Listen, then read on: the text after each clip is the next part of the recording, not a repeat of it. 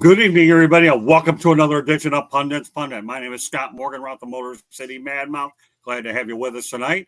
And we bring back the regular host of the show, Denzel Snipes, who did a little bit of work out in Las Vegas. My goodness, welcome back to the big show. Denzel, I did my best to hold down the fort, but guess what? You get to do it now. Hey. Sure Welcome. appreciate it, man. I had a blast out there in Las Vegas. Everybody, if you follow me on social media, particularly on Instagram and Facebook, you can see more than your share of all the interviews I took, as well as the pictures that I took from Bright Light Las Vegas covering the Super Bowl. It was a lot of blast. And here's to New Orleans next year. Meanwhile, I'm back. Good to see you, buddy. All right. It's good to see you back. The man is wearing a sideline and fit and everything, so that's all good here. And just give everybody an overview of what the topics are going to be talked about tonight. We're going to be talking about China canceling the Argentina tour, the chaotic case of Stanley Wilson Jr., Jenny Cavnar, who will be the new primary announcer for the Oakland A's, as well as all of our pundits' points. So with that said, I'll turn over the red carpet and give it to the Mr. Sniper himself. Here's Denzel. All right. And so let's go ahead and get the festivities started tonight. And our first one is a pretty interesting topic in China and their their conflict with Lionel Messi. So basically, during an exhibition in Hong Kong, Lionel Messi remained on the bench during in the Miami's game against Hong Kong. And he said, actually, in a report, that it was due to a lingering injury. I guess it didn't fly over too well with the local out there. A sellout crowd of 40,000 attended, and fans booed the more that they didn't see Messi in the game or couldn't see Messi in the game. And it was because of this that the sports authorities in Beijing and Hangzhou they say that they would no longer host the two friendly matches that were actually slated for next month. They see it that they're not going to have their, because you figure when a superstar comes in town, you're going to drive your prices up and everything.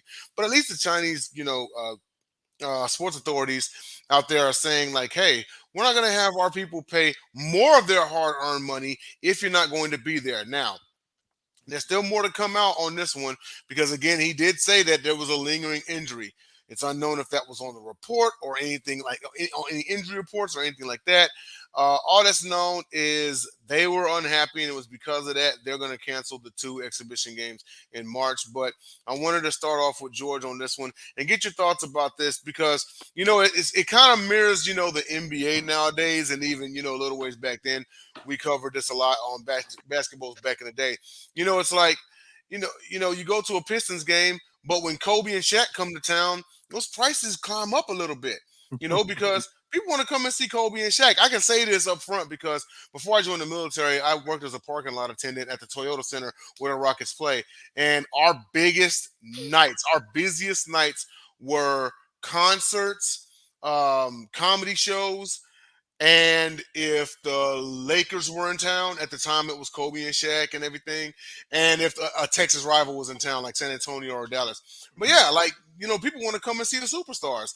And especially if you're a fan of the other team, you want to see your team beat the superstars. So I just want to swing it over to George real quick and get your thoughts about this. Well, it's an interesting topic because, the worldwide fever everybody does for Messi and his accomplishments. The supposed hamstring injury. Yeah, I heard that days later he did suit up, against Japan. The thing is that what they're doing is they're trying to mix politics and sports, and they do it so often, especially China and Russia. We know that over the years. Oh my gosh, I remember Scott wrote a story. I wrote a story about the boycott, the Olympic boycott back in, the Olympics back in 80 and 84 in Los Angeles. And now, I just dislike when this happens. Now, if he was legitimately okay to play and faked an injury, again, I can see fans being upset. They don't get a chance to see him that often. But to go on and do a drastic thing like cancel a couple of upcoming friendlies, I don't think so. I mean, we've had those friendlies in Michigan before. The Tigers baseball team has hosted them. I know the Wolverines at U of M Stadium have hosted them. And trust me, they go on with whoever the team brings, obviously, to play in those. If one guy is missing or two big names, they don't cancel them. They don't offer the fans a refund. They still play them. So I think China's doing a little bit nitpicking, and they're trying to bring politics into this. And they started talking about a British rule over the Falkland Islands, one of the social media tags that I saw, and it's just getting to be too much. Now, like I said, I'm not a doctor. I don't know for sure if he's actually a legit injury or not. But for him to miss that game, I'm sure there's disappointment. But he could have still very well been an integral part of the upcoming friendlies, like you said, Denzel, that they are threatening to cancel. Yeah, and you know what? I had a feeling, and we tried to avoid using the P word on this show, but that was in my line of thought. Also, is I wonder if it was just that. If and okay, I'm not trying to push any conspiracy theories or anything, but I wonder if he was told to sit out by certain people. But let's swing it over to Jacob real fast and get your thoughts about it. And Jacob's guys, he's smiling like a Cheshire cat. Because I know. Is it the P word like I give to LeBron? Or is it the politics? Yeah. Well, before Jacob gets his opinion, though, he's got a responsibility on the show to go to the chat room. So go ahead, Jacob. Okay. Go Panthers. Josh, what's going on, Snipe? Hey, Josh, what's going on? I got a fan out there, Snipe. All right, and kneecap fighting. Oh, he's always going to get his shot. Kyle, oh God, can we get to blame the DC for his play calling rules? Thank you very much. All right, go ahead. You may proceed, but we cannot ignore the chat room. Number one. No, the big thing we can say with something like this is remember 19. I'm going to say this, Denzel, because you'll understand this reference. Remember 1995 and North Korea with WCW. Yes, 193,000 people watched that watched that whole show. But here's the thing: they're all brought there by gunpoint. Yeah, this is probably the same kind of thing with China too. And this was more along. They're saying, oh, they don't want to pay their hard-earned money. How many really were doing that? How much of this are irritating? How much of this is irritating China, and China just giving up on it? Now you mentioned now you mentioned how many really were doing that. Keep in mind that with any of the most infamous governments, throughout history that we all learned about in school, though even those governments had their few loyalists. And that's very, very true. Plenty of them. But here's the thing with Messi, though, is remember what that contract was with Inter Miami. All those, everything business-wise. There's not a ton of things with gameplay. There's a lot of money that he can make from Apple subscriptions. He can make this, that. Not a lot in gameplay. He did play, and Inter Miami won basically everything when he was there. But the biggest thing about something like that is look at the age that he is right now. He's going to save himself for a certain time. He's going to probably play politics. He's probably going to do all of this because of his age. He's not going to have much longer, and he's going to have ownership of Inter Miami soon. After he's done, he's probably going to have ownership of 2 or 3 other teams also. So a lot of this by itself, playing politics, absolutely he probably is because this is going to be he's going to be, 39, 38, 39? Yeah, he's up there. Yeah, 36. 36. Okay, he's 36, yeah. Okay, 36. You want to know what this is? Let's just say he lives to 80. He's going to have 44 more years of doing this. That means you live longer than your game, playing the political game, playing business game, playing all that. The athletic game, whether we like it or not, the athletic game is so limited. So I'm not saying how smart it is or anything like that. It's what you have to do, though, sometimes, especially if the money's on the line. Yeah, absolutely. And it's just real crazy how whenever you have a sporting event with a controversial government, you remember what was it back in? Hey, what year did the crossover baseball game happen? It was like the first Major League Baseball game ever played in Cuba, and Castro was in attendance. What was that? That was like 2012 or something like that. Yeah, I believe the Tampa Bay Rays played in it too, didn't they? I'm trying to remember if it was the son that was in. I know you remember what I'm talking about, Scott? Yeah. I thought I it was believe 11. that's when the Tampa Bay Rays played. Obama was there. That was interesting. So I don't know the year. I want to assume it's like inside of 10 years at all. Yeah, That's it was in like the early 2010s. But yeah, whenever you have sporting events inside of a controversial country with a controversial government, you know, right. it's always stuff like this that's going to be thrown around, and that's not the type of agenda, you know, ladies and gentlemen, that we push on the show. We try to see things from all angles. I know I was taught this in the military, but I kind of take it with me in life, is to see everything six-sided.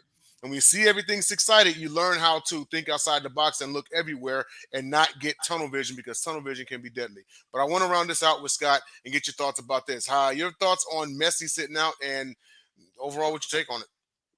Well, in layman's term, what you were really taught to do is be objective, Denzel. That's what we're supposed to do in this business, anyways. Look at it both ways. So, and then coming up with an opinion based on facts. That's one of the things I mentioned in my book, Lessons from the Microphone.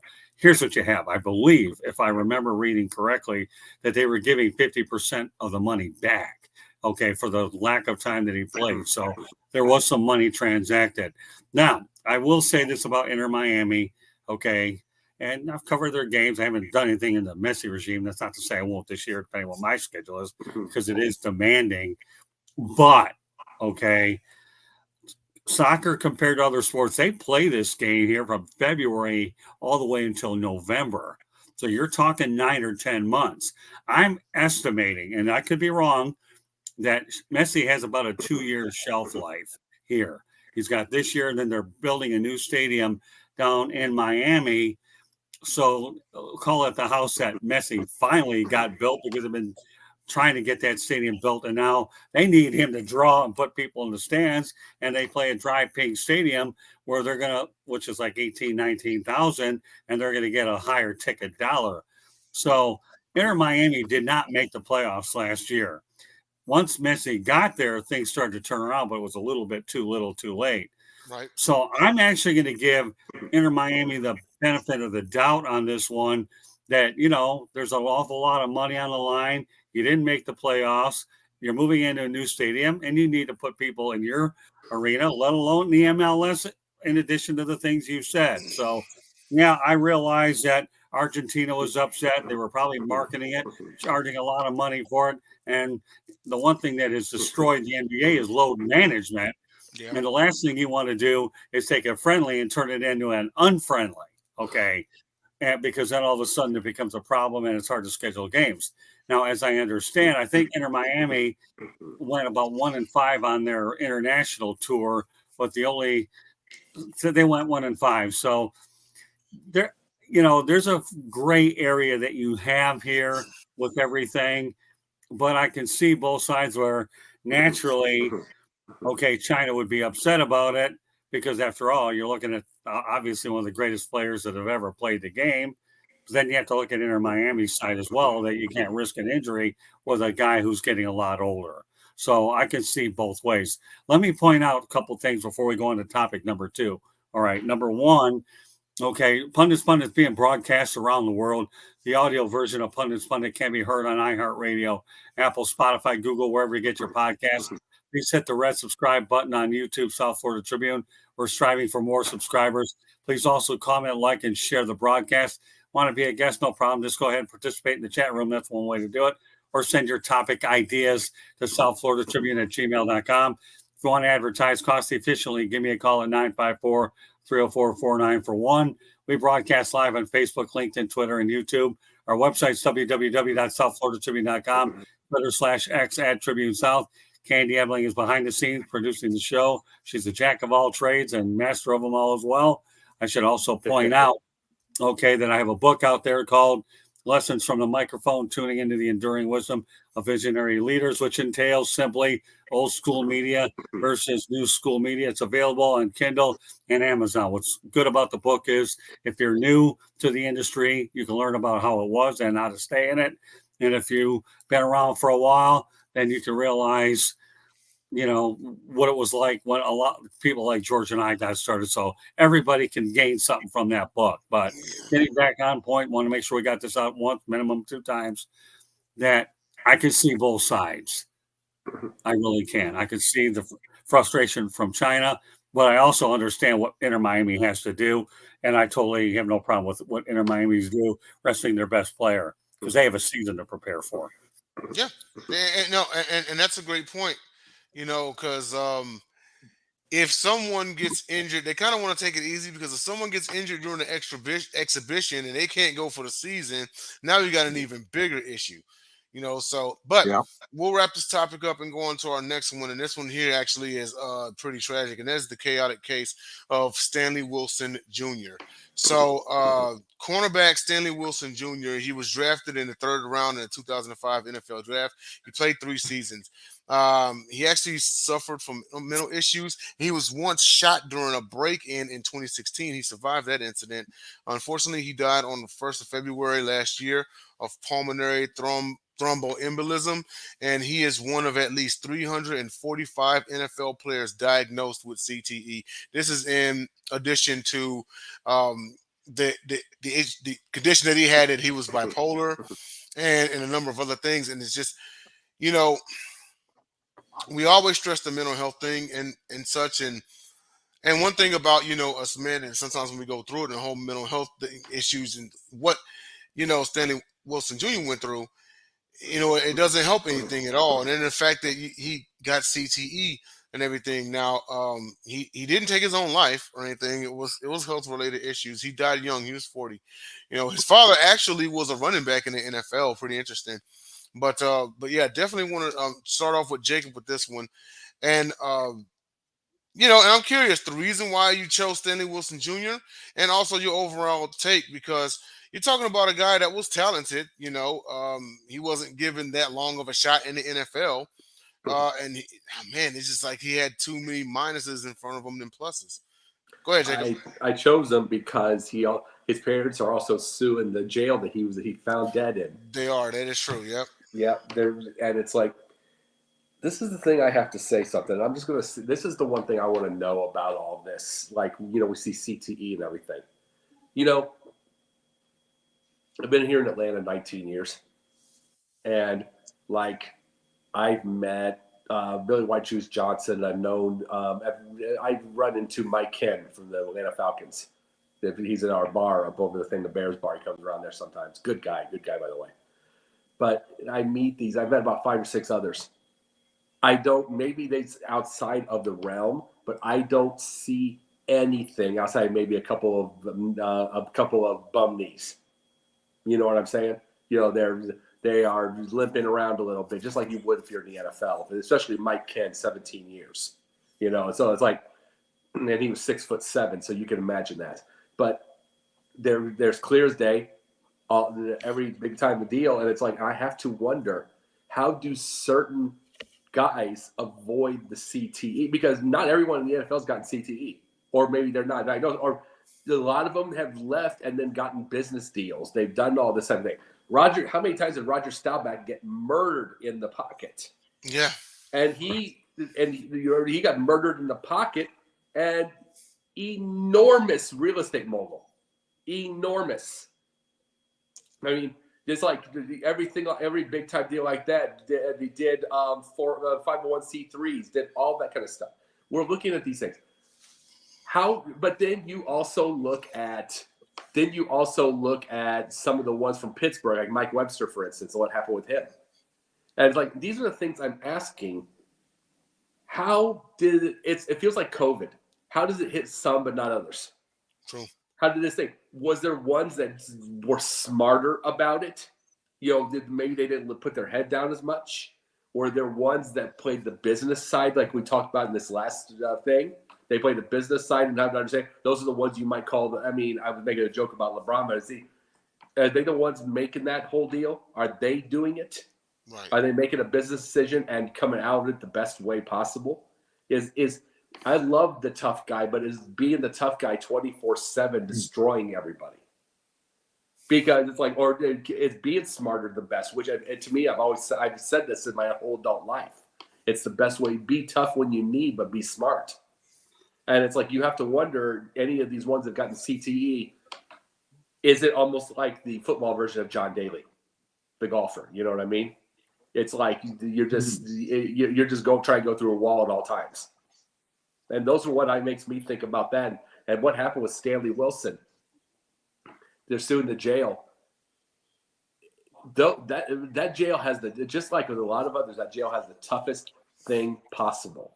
It's like in one case, that you are being watched now by the internet and how abusive you were or how much you took care of them or you did whatever.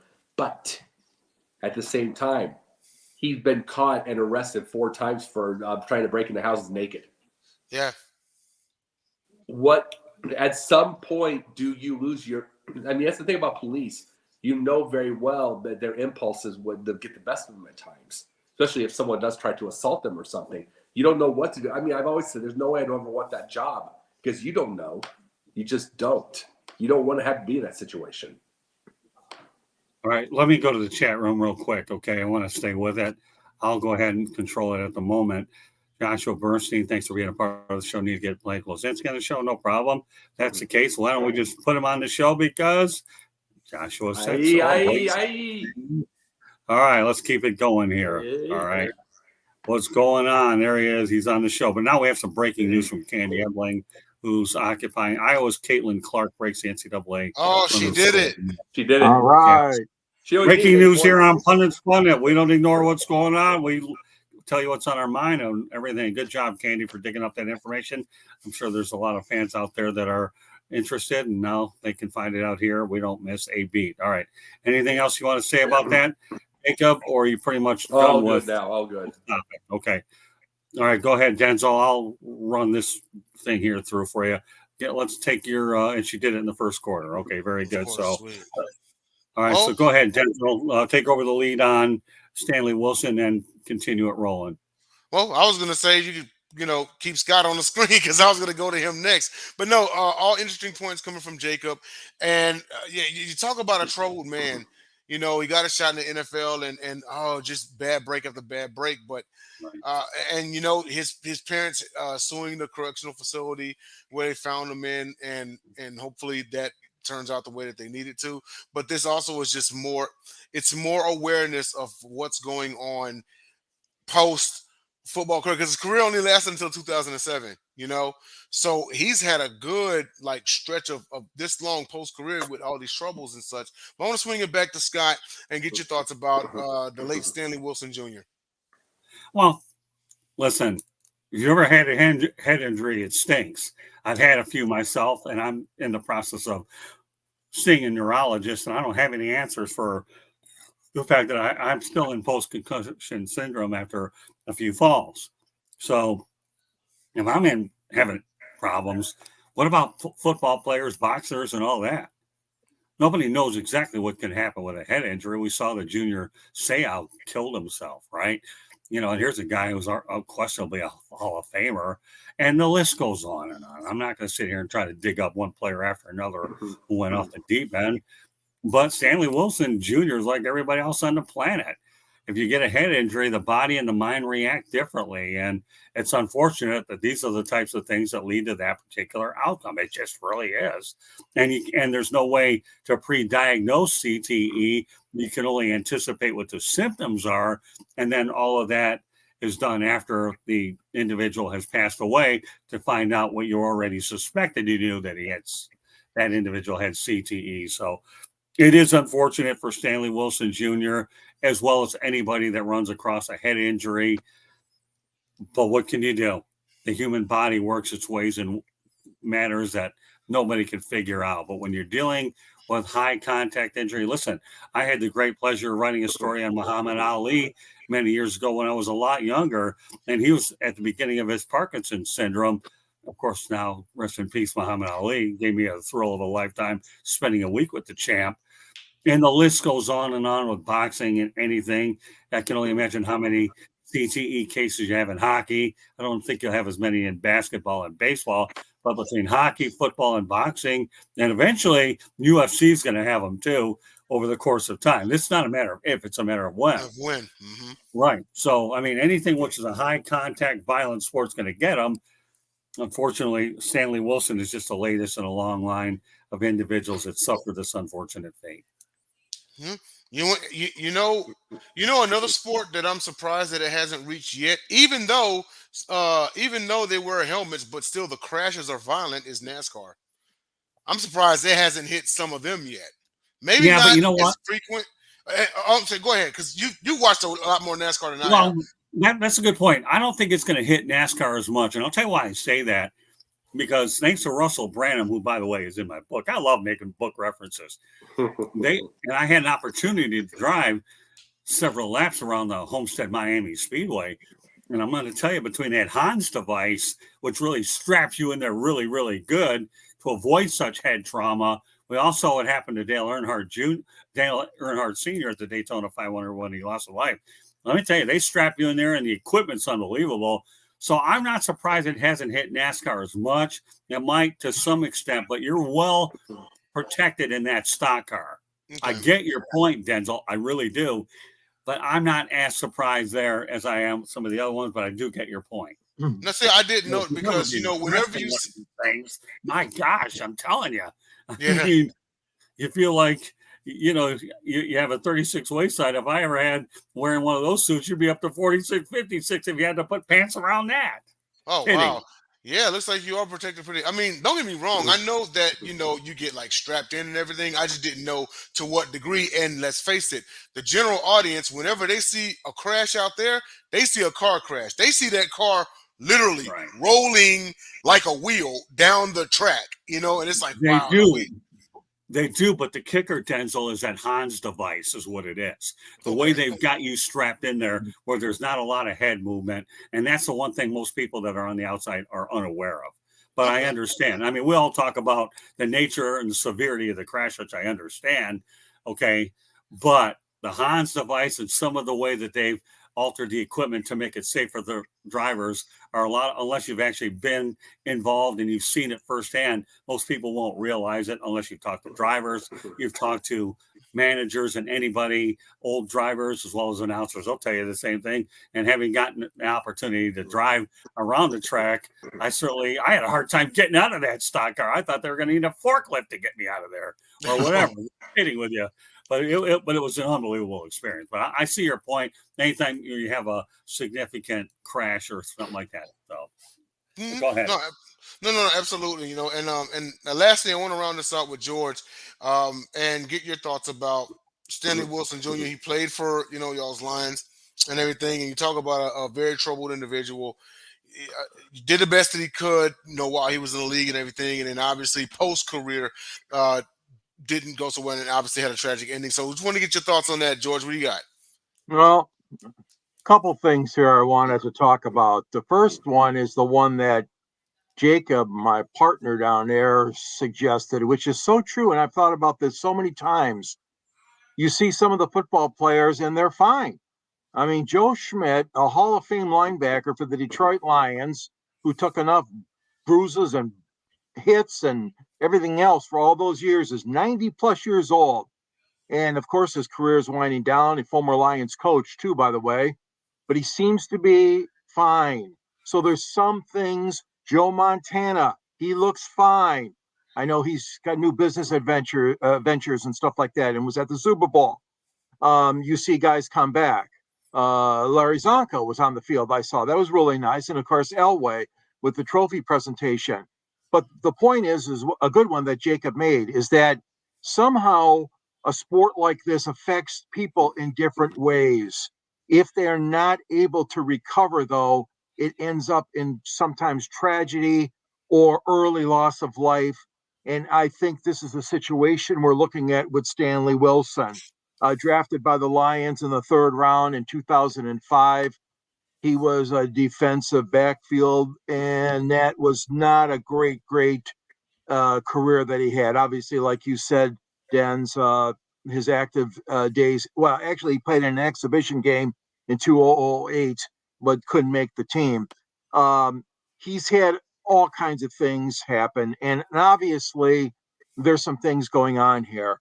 But one of the things that we need, and I think especially for the athletes, is the fact that we need assistance when they have situations, either mental situations or obviously in this case, he had some health issues as well, very serious health issues.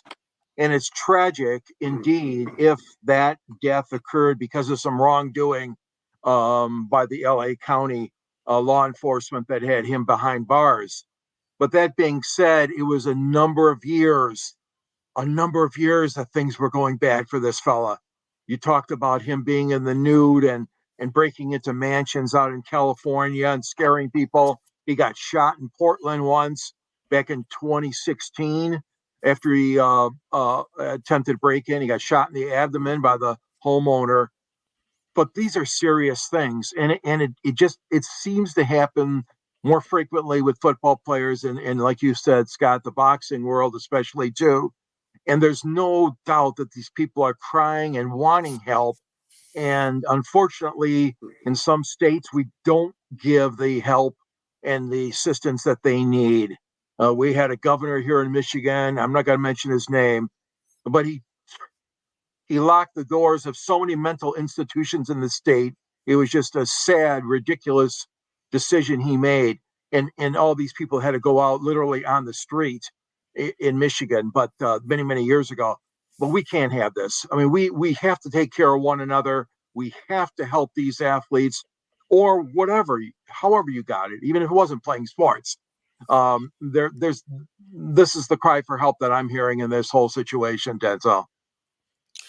It is, and of course, incidents like this, because you got to think at least 345 NFL players diagnosed with CTE, and him being one of them. Of course, we all know one is one too many, but when you got 345, that is more than worthy of raising awareness. So hopefully, with his parents, that lawsuit turns out the way that they needed to once again.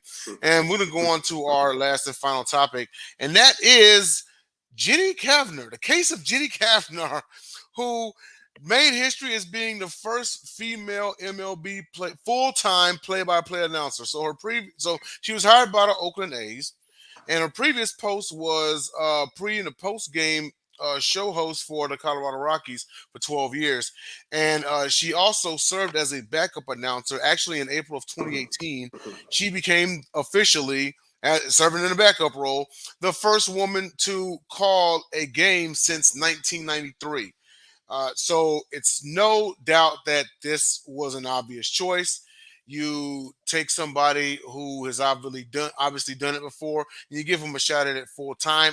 The woman knows what she's doing. She's been on the air tons of times as a show host, and obviously as an announcer. And once again, and we talked a lot about the first female owner in MLB.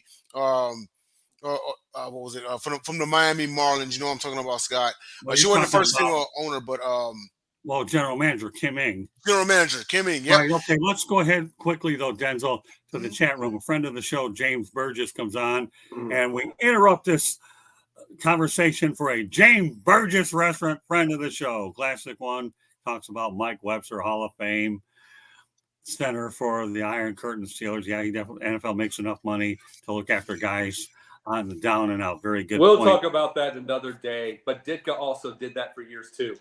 Yep. Right. It's certainly worth mentioning here since we're on topic. Go back to Jenny. Thanks, James. Always great to hear from you. And of course, Jeremy. Ballrick will be on later on tonight. I'll get to that once I wrap up as we get closer to wrap up. Go ahead though about Jen. All right, but yes, obviously you talk about females in sports making history and everything. We've had female owners before. We've had the Marge Shots of the world, the Georgia Frontiers, the Kim Ings. So this right here definitely a step in the right direction and gives women out there a hope that hey, they can go out there and call games too. Over the course of the last few years, we've seen female coaches in the NFL break ground. We've seen female coaches in NBA. We've seen female referees. So it's not like it was 30 years ago or even 10 years ago. So with that being said, I'm going to start off. We'll go in reverse order here. We'll start off with George and get your thoughts about Jenny Cavnar, first female MLB full-time play-by-play announcer. Go ahead. Yeah, congratulations to Jenny. Having covered baseball for a good many years, I mean, let's just face it, it's been predominantly a male sport, and things have finally broken loose a little bit, if lack of a better term, and the female announcers are getting an opportunity now. Of course, Susie was with the New York Yankees for quite a long time and did a really good job over there. And now Jenny with the team that seems to get black-eyed and beat up all the time, the Oakland Athletics, for all their off the field problems and lack of fan interest. And, are they moving? Are they not moving? She's got a tough situation there, but I'm sure she'll do a good job. I think that when I did my research last March on a Saturday afternoon, the Mariners topped the Rockies 4-2 at Cactus League game, and they had an all-woman broadcast, and it was great. Jenny was part of that. Jenny was with the Rockies at the time. Angie Mentink of the Mariners, Jen Mueller of the Mariners, and Julia Morales of the Astros were the on-air voices for play-by-play, announcing, analysts, and sideline reporters. And that was a very great thing that they did. And then a couple years earlier than that, in 2021, during a regular season game between the Rays and the Orioles, you had Heidi Watley, Lauren Gardner, Melanie Newman, Alana Rizzo, and Sarah Langs composing an all-female broadcast too.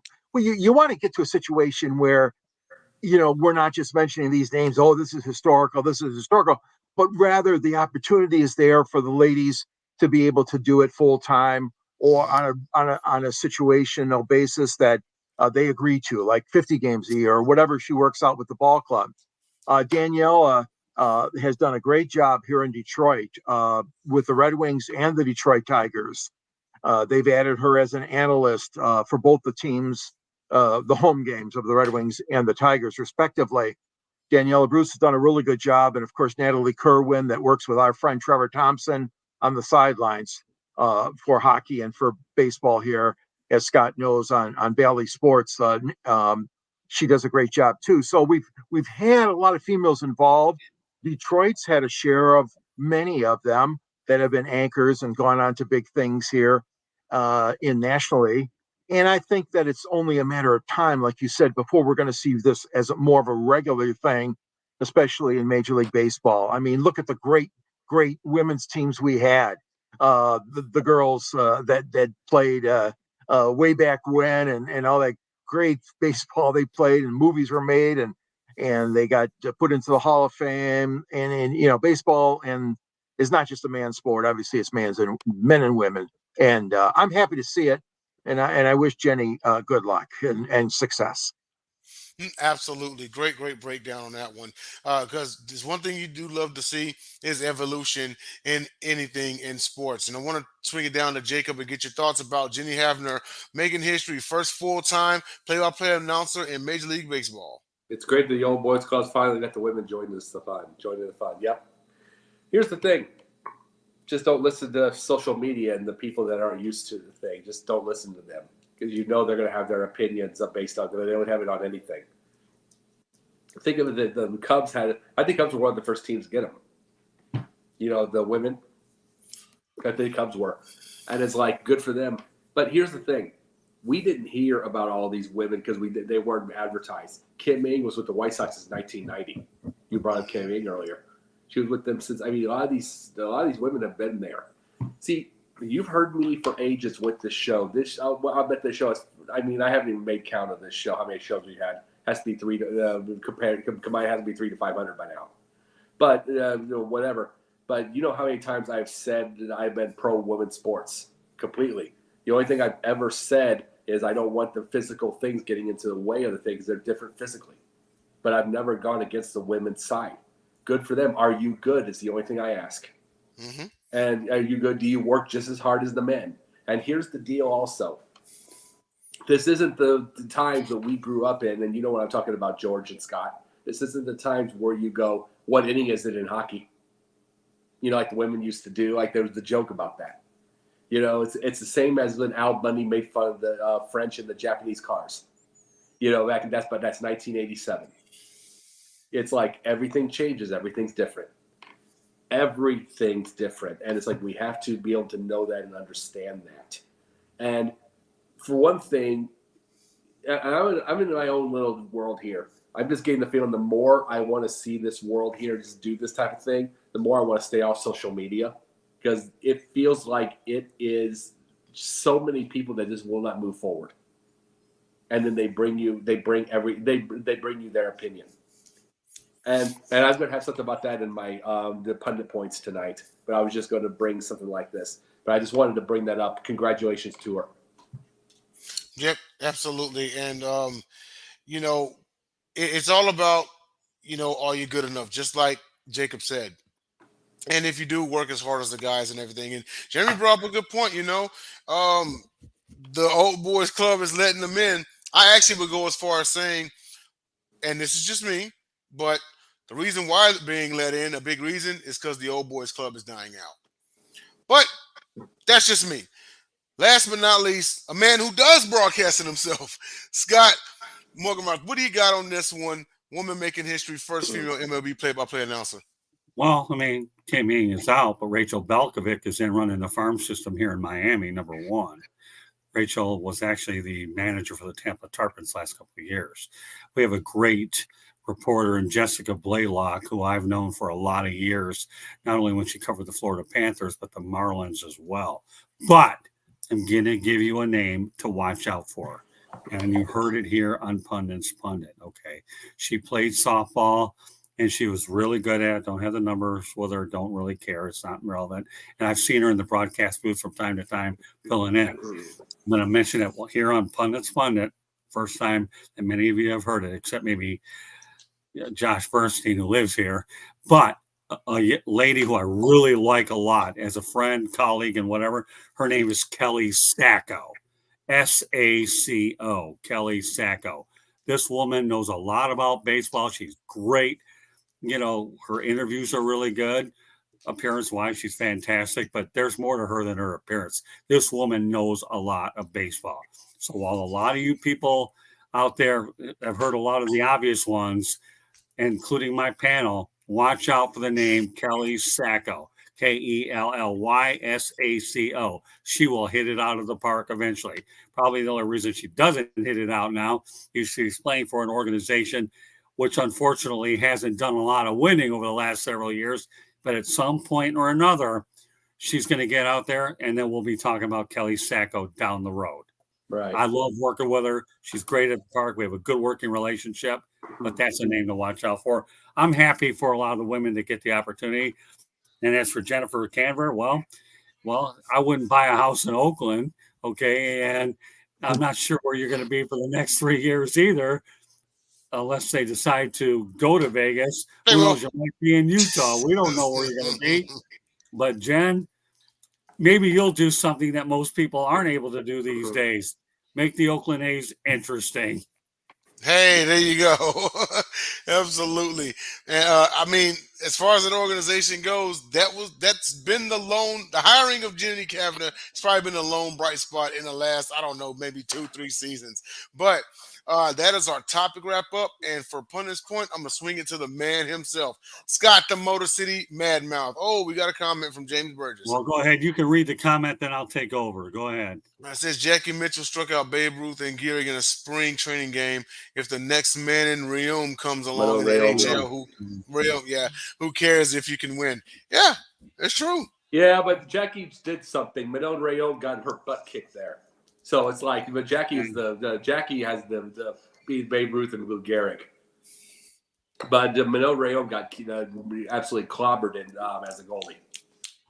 All right, well, let's get over to Pundit's Point. Bear in mind, at the top of the hour, or around 9:15, 9:30, we're going to have Fire Up. George Eichhorn gets double duty tonight.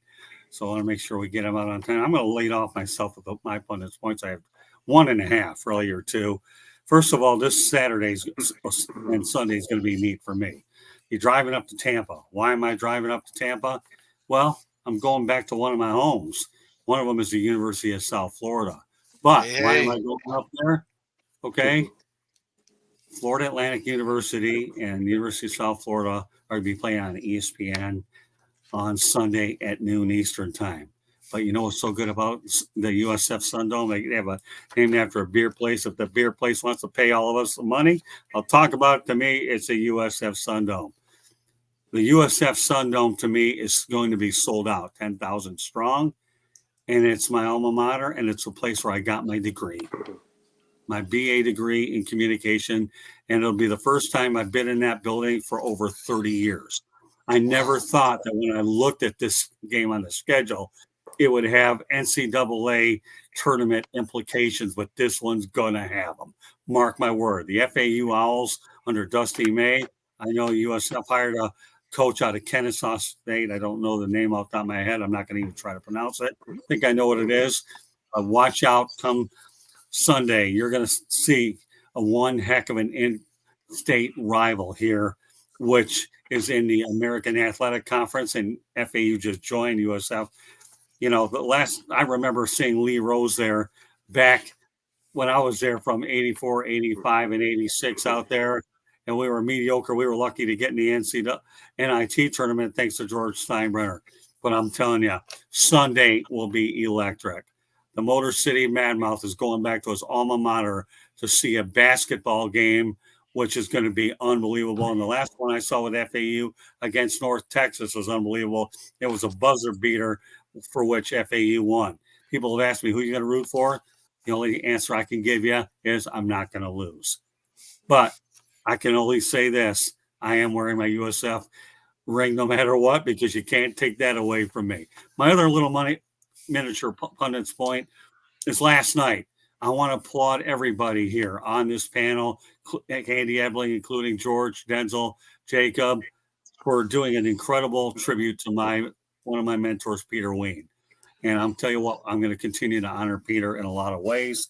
And I'm thankful that you guys helped me put together a show last night that's one for the ages and one that we're certainly going to make sure we keep live out there. So between Peter Ween and me going back to USF and the Sun Dome, I'm looking forward to the next. I can't. I've been waiting for this game, but I never thought it would have this much electricity and implications, as Charlie Bradley, a former USF Bull, said. So I know I took a little time on this one, but I am coming to my Tampa home this weekend, Saturday and Sunday. And yes, I will wear Motor City Madmouth. And don't know what colors I'm going to wear, but we'll see. I'll take some pictures. Okay. I'm done. All right, Jacob, we got to get you in there a little quicker, just in case I have to watch the sand go down. But I can't really blame you tonight because I get a little bit more long-winded than you did tonight. But for good. Yeah. Make sure you wear a hat saying "Make Motor City Madmouth quiet again." No, kidding. Well, don't worry. If I wanted to talk on Sunday, nobody's going to hear me because it's going to be loud at the Sun Dome. Yeah. Hey, the Candy, come on for a second. I wanted this part of my thing. This part of my thing reminds of what we said last night. If Candy's here. All right. Boop. Yeah. I'm here. You said last night about the whole thing with Kansas City and the whole situation with the guns and everything. And I wanted to bring this because it made me think about this whole thing today. And the only thing I want to say, it does not matter. This is not me giving a thing where people know what my side is or whatever. That's not going to be the moment. This is my thing. And I hope someone sees in 10 years, this show in 10 years, it comes up with an idea. But every time we have a tragedy like this, I implore every single social media owner, I'm talking about the ones that own the platforms, to shut their platforms down for about 2 hours every time we have one of these.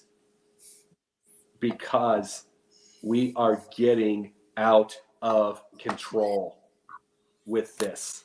Whether it's the pro-gun lobby, whether it's the ones that want to melt them all down, whether it's this violence, whether it's that type of thing. Everybody has too many opinions. And the thing is, these social media companies, it's almost millions of dollars because people just have to come on and give their opinion. And I just wanted to tell that to you because I remember what you said last night about the guns and we did all that thing. The big thing I wanted to bring with something like this is we need to, as a country, take a deep breath. We need to take a deep breath here for ourselves and understand that everything's a lot more complicated than whatever the media ever wants to give us. We need to take a deep breath and start talking to each other, eye to eye, not online, not typing, not anything. Start shutting the things down for a couple hours, let the world breathe a little.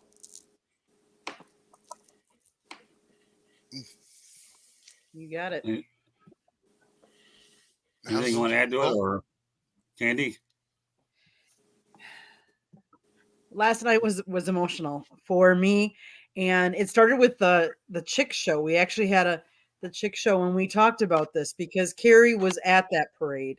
She had just left before any of the shots rang through, and it just really brought it home. And it's like, and it was the anniversary of Marjorie Stoneman Douglas, and I'm just I'm just so saddened because what our society has come to and how quickly we are to be angered and how quickly we are to disrespect other people, whether they think like us or not. Like, I might totally have a different opinion than any of one of you, but I respect all your opinions and I want to hear your opinion. You have a right to your opinion. And that's part of what is wrong with society is that we have to be segregated and you are against me because you view something differently. No, you have a right to your opinion. I have a right to my opinion. Which one's right or which one's wrong? There isn't. There necessarily doesn't have to be.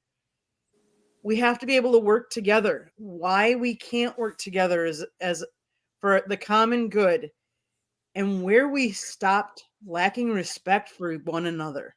That's what I don't understand. The fact that we go out and we can shoot somebody else and kill them and oh, we don't care. Like, where is the respect there? That is a person that has a life, that has family, that has, and it just saddens me. And so I could go on and on about this topic, and I won't because I know the show is only so long, and I'm only on as a quick guest. But I feel very passionately about this. There's got to be a way that we all come together and work together to stop all the violence. Okay, let me Period. go to the chat room. Let me go to the chat room real quick. I acknowledge everyone if I can do it. Okay, first of all, yeah, you bet, James. Announce your presence with authority. You know, I'll do that. Mark my word, my friend. And Jeremy Ballrick. Okay, let's go ahead and throw him up there. Okay, now most people think opinions are facts. None are right or wrong, but some people think they're always right. You don't worry That's about the it. key. That's it right there.